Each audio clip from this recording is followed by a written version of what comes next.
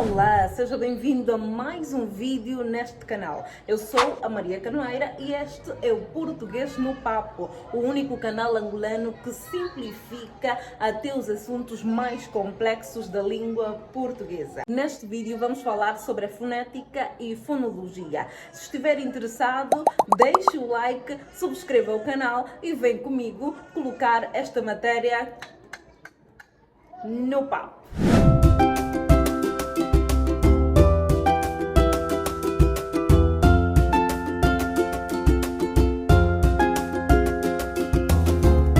De forma resumida, você precisa saber que tanto a fonética como a fonologia estudam os sons de uma língua. E em relação à fonética e fonologia, vamos estudar a letra, os fonemas, os dígrafos, os encontros vocálicos e encontros consonantais. E em primeiro lugar vamos falar da letra. Letra é o sinal gráfico da escrita, ou seja, a representação gráfica do som da fala. Fonema é a menor unidade sonora reproduzida pelo ser humano, ou seja, fonema é o som da fala e a letra é a representação gráfica deste som. Deu para perceber a diferença entre fonema e letra? Vamos a exemplos para lhe ajudar a compreender melhor a diferença entre letra e fonema. Temos aqui esta palavra, gato. Quantas letras tem esta palavra? 4 letras. Ok. Esta palavra tem 4 letras e 4 fonemas, porque ao pronunciarmos a palavra gato, nós conseguimos perceber os sons das 4 letras. Então, existem 4 letras nesta palavra e 4 fonemas. Outro exemplo, a palavra tosse. Ela tem 5 letras e quantos fonemas? 4 fonemas. Os 2 S nesta palavra fundem-se num único som. Então temos tosse, tosse. Ouvimos 4 sons, portanto, 4 fonemas e 5 letras. Mais um exemplo. Tórax. Quantas letras temos nesta palavra? 5. E quantos fonemas? 6. Porque o X tem o som de KS. Ks, ks. Ouvem-se 2 fonemas ao pronunciarmos esta letra no fim da palavra tórax. Tórax, tórax, ksi. Ok? Deu para perceber? Agora vamos a um exercício. Esta palavra, quantas letras tem? 5 letras. E quantos fonemas? 4 fonemas. Muito bem. Por quê? Porque nós não pronunciamos a letra H, que é muda. Agora deu para perceber a diferença entre fonema e letra, não é? Vamos então avançar. Os sons linguísticos classificam-se em vogais, semivogais e consoantes. As vogais você já conhece, A, E, I, O, U. Elas são o centro da sílaba. Para que haja uma sílaba na língua portuguesa, é preciso que haja no mínimo uma vogal. Não existem no português sílabas compostas apenas por consoantes, mas existem sílabas compostas apenas por vogais. Vamos ver o exemplo da palavra átomo. Quantas sílabas temos nesta palavra? 3 sílabas, onde A, que é uma vogal, representa uma sílaba. E depois temos as outras 2 sílabas, que são tu e mo. Ok? Conseguiu perceber? Mas se pegarmos, por exemplo, a letra T e a separarmos, ela por si só não pode ser uma sílaba, ok? Para que haja uma sílaba é preciso que haja necessariamente uma vogal. É por isso que dizemos que as vogais são o centro da sílaba. As semivogais são I e U quando unidas a outras vogais.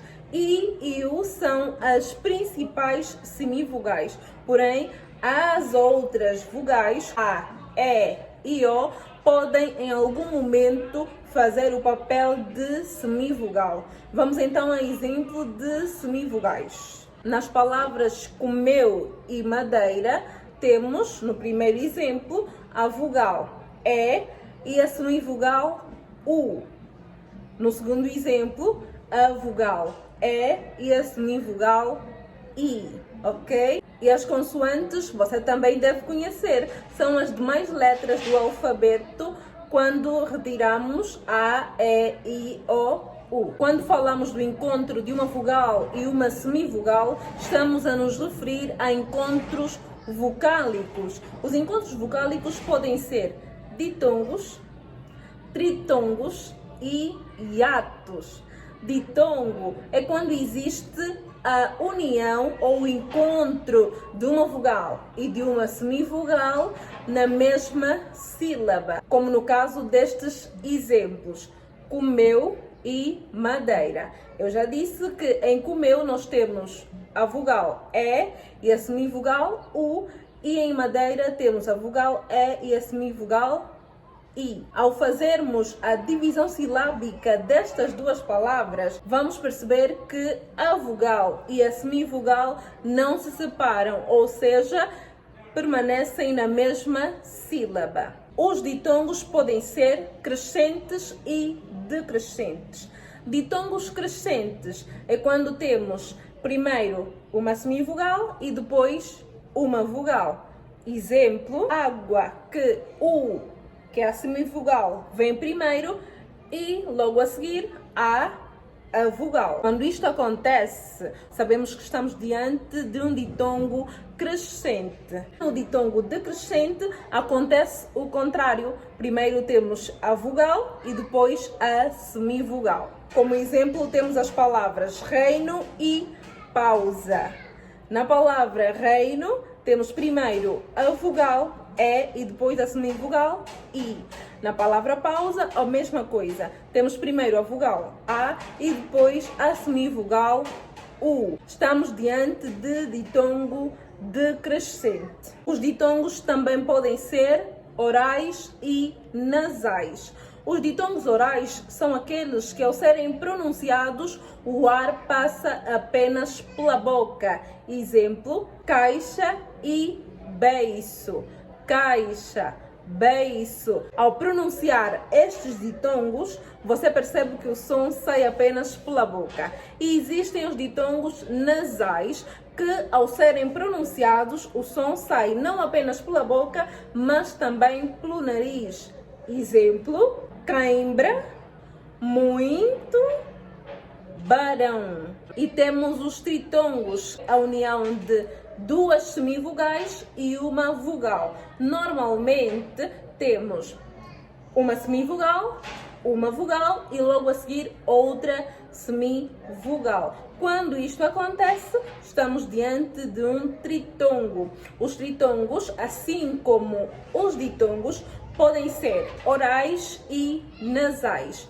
Exemplo de tritongos orais: iguais, apaziguou, quaisquer, Uruguai, Paraguai.